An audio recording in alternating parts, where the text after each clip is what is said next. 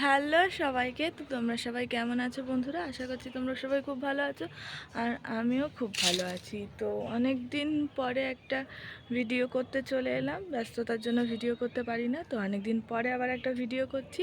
তো আর আজকের ভিডিওটা করছি হচ্ছে একদম নতুনত্ব একটা ভিডিও, বিকজ আজকে এই প্রথমবার আমি আমার ছাদ বাগানে কিছু গাছ লাগিয়েছি। মানে বলতে পারো যে প্রথম আমি ছাদ বাগান করছি। আগে কখনো করিনি, টুকটাক গাছ লাগিয়েছি, বাট এখন এই প্রথম কিছু সবজি গাছ, ফুল গাছ লাগিয়েছি। তো চলো তোমাদের দেখায় আমি সে কি ফুল গাছ লাগিয়েছি এবং কি সবজি গাছ। তো এই যে দেখে নাও, এটা হচ্ছে ডালিয়া। তো আমি জাস্ট এই সার দিয়েছি, একটু এনপিকে 10-26-26 দিয়েছি। এটা হচ্ছে গিয়ে বিনস, এখানে হচ্ছে মটরশুঁটি, এখানে কিছু লাল শাকের বীজ বসিয়েছিলাম সেগুলো রয়েছে। এগুলো দেখো পালং শাক। তো আমি যেহেতু এই ফার্স্ট টাইম করছি, তাই আমার কিন্তু খুব বেশি একটা নলেজ নেই। তো তোমরা যদি কিছু জেনে থাকো গাছ সম্বন্ধে, তো আমাকে কিন্তু অবশ্যই জানাবে। আর এদিকে এটা কি গাছ বলো তো? এটা হচ্ছে সিম গাছ দেখাচ্ছি আমি। এগুলো হচ্ছে ধনে গাছ, দেখো কি সুন্দর বেরিয়েছে। যাই হোক, তো প্রথমবারে করছি, এরকম এতটা সুন্দর বেরোবে আমি কখনো আশা করিনি। তো দেখা যাক আদৌ কি হয়। আর এইগুলো হচ্ছে কিছু গাঁদা গাছ, যেটা হচ্ছে ইনকা গাঁদা। দেখো ফুলের কুড়িও চলে এসেছে। আর এটাতেও আমি সবে একটু সার দিয়েছি। আর এই দিকে দেখো বন্ধুরা, দেখায় এগুলো সব হচ্ছে গিয়ে কপি গাছ। তো এখানে যেহেতু জায়গার কম এবং মাটি কম, তাই জন্য আমি একটা 9 ইঞ্চের গ্রো ব্যাগে আমি 2-3টে করে গাছ বসিয়েছি। দেখা যাক হয় কি না, যেহেতু কোনো জ্ঞান নেই তাই বসিয়েছি। দেখা যাক কি হয়। এখানে বেগুন গাছ, একটা কপি গাছ, এখানে বেগুন গাছ, কিন্তু এর অবস্থা খুবই খারাপ। এদিকে দেখো ফুল গাছের মধ্যে আছে জবা গাছ, এটা লাল টকটকে একটা জবা। এখানে রয়েছে গোলাপি কালারের জবা। এখানেও কিছু কপি গাছ রয়েছে। এবার কোনটা কি কপি বন্ধুরা আমি সেটা বলতে পারবো না, বিকজ আমি একদম শহরের মেয়ে। আমি কিচ্ছু কপি গাছ কোনটা কি কপি গাছ আমি সেটা বলতে পারবো না। এদিকে দেখো রয়েছে সাদা জবা, কুড়ি রয়েছে। আর কালকে যে ফুলগুলো ফুটেছিল, আজকে সকালে যে ফুলগুলো ফুটেছিল সেগুলো তুলে নেওয়া হয়েছে পুজো দেওয়ার জন্য।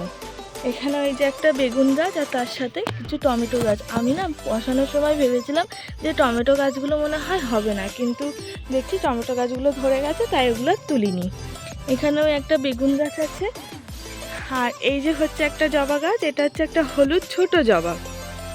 আর এদিকে রয়েছে দেখো থোকা। আমি যেরকম বললাম প্রথমেই যে আমি এই প্রথম সব গাছ লাগাচ্ছি, আমার গাছ সম্বন্ধে সেরকম কিছু ধারণা নেই। তো এদিকে দেখো এই যে জবার কুড়িগুলো কোনো কিছুতে না খেয়ে ফেলছে।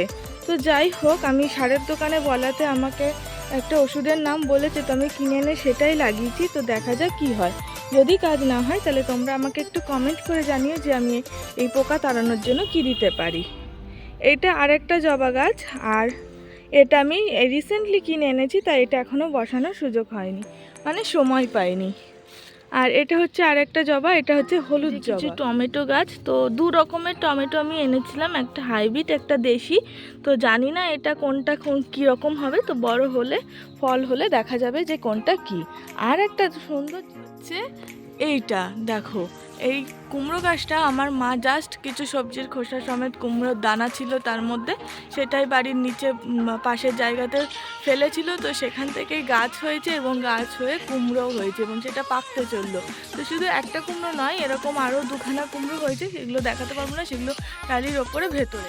এদিকে রয়েছে কিছু চন্দ্রমল্লিকা, যেগুলো আমি বসাতে পারিনি। ওই যে বললাম মাটির অভাব, এখানে মাটি তো খুব একটা পাওয়া যায় না, আর পাওয়া গেলেও সেই গঙ্গা থেকে মাটি আনতে হয়, আর আমার সময় হয় না বলে আমি মাটি আনতে পারিনি।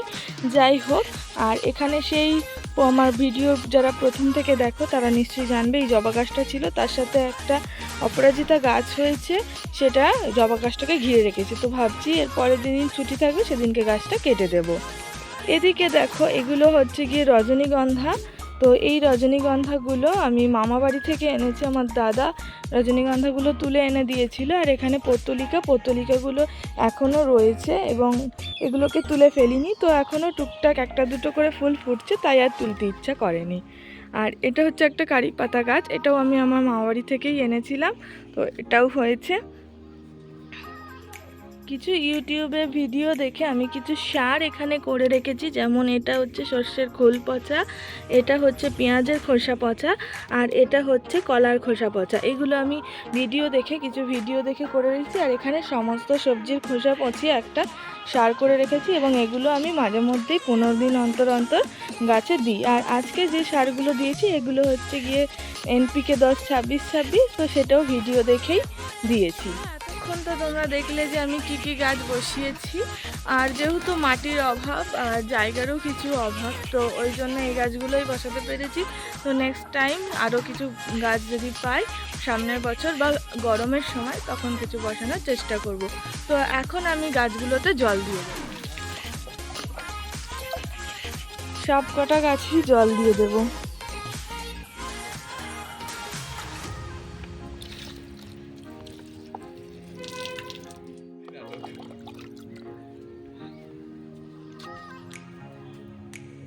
তো আমার যতটুকু জানার শোনা আছে যে ওপরের মাটিটা যখন শুকিয়ে যাবে তখনই জল দিতে হবে, তাছাড়া জল দেওয়া যাবে না। তো আমি সেই রকমই।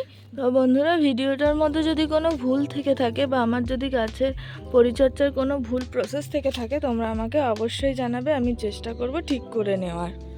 এদিকে চন্দ্রমল্লিকাগুলো জল না দেওয়ার কারণে একদম সূর্যের আলোতে ঝিমিয়ে গেছে, আর এগুলো বসাতে হবে খুব শীঘ্রই।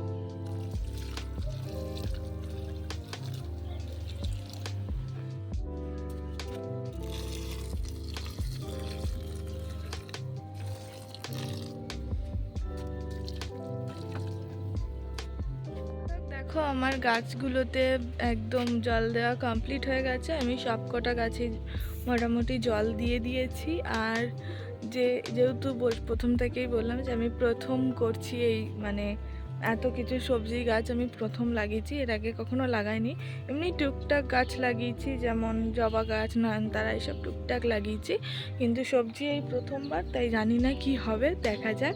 তো তোমরা হচ্ছে গিয়ে তোমাদেরকেও দেখাবো যে কেমন কি হবে না হবে। গাছগুলোতে যেহেতু জল দেওয়া কমপ্লিট হয়ে গেছে, তাই ভিডিওটাও আর বেশি লম্বা করব না। তো ভিডিওটা আজকে এখানেই শেষ করব। তার আগে তোমাদের একটু গাছগুলো দেখিয়ে দিই সব। আর এই গাছগুলো সব পুরো সম্পূর্ণটাই আমি একা করেছি, একা বসিয়েছি, কিনে আনা থেকে। শুধু হেল্প করেছে আমার ভাই, ও মানে সব থেকে বড় হেল্পটা ও করেছে, বিকজ ও সেই গঙ্গার থেকে আমাকে মাটি এনে দিয়েছে। তো তোমরা ছাদটা দেখে বলতে পারো যে ছাদটা খুব নোংরা হয়ে রয়েছে। হ্যাঁ, ছাদটা নোংরা হয়ে রয়েছে, কারণ ওই মাটিগুলো এনে মাটিগুলোকে শুকোতে দেওয়া, তারপর সেগুলোকে ভেঙে ঝুরঝুরে করা, তারপরে গাছে দেওয়া। তো এইসব কারণের জন্য ছাদটা একটু নোংরা হয়েছে। আর প্রথমেই বললাম যে আমি থাকি না, আমি সময় পাই না, তাই আমি ছাদটাও ঠিকমতো পরিষ্কার করতে পারি না। তো এরপরে নেক্সট যেদিন ছুটি থাকবে সেই ছুটিতে আমি ছাদটাও পরিষ্কার করে দেবো। আজকের ভিডিওটা এই পর্যন্তই। টাটা সবাইকে, তোমরা সবাই খুব ভালো থেকো, আর আমিও ভালো থাকবো।